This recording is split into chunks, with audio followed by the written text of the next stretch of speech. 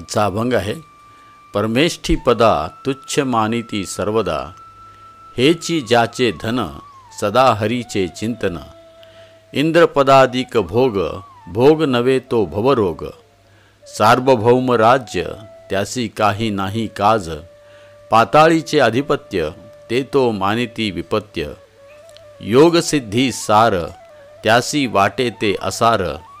मोक्षा एवढे सुख सुख नवे तेची दुःख, तुका म्हणे हरिवीण त्यासी वाटे अवघा सीण. याचा अर्थ आहे, निष्ठावान वैष्णव भक्त ब्रह्मपदालाही तुच्छ मानतात.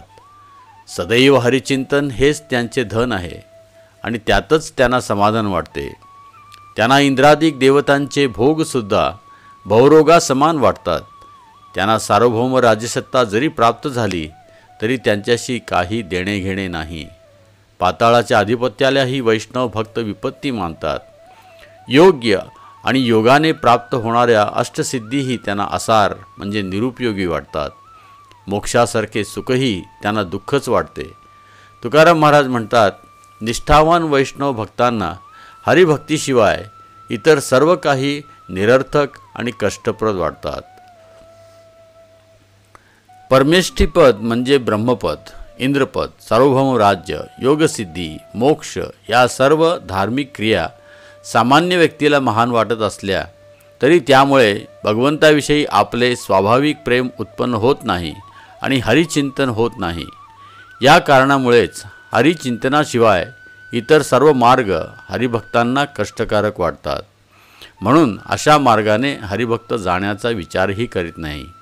श्रीमद भागवतमध्ये सांगितले आहे, धर्मस्वनुष्ठितः पुंसाम विश्वक्सेन कथासूया, नोत्पादयेद यद्यतिम श्रम एव हि केवलम. अर्थात आपल्या स्थितीनुसार धर्माचरण अर्थात कर्तव्य कर्म किंवा विहित कर्म करून देखील भगवंतांच्या लीलाकथामध्ये रुची उत्पन्न होत नसेल तर असे धर्माचरण म्हणजे केवळ व्यर्थ श्रमच होत.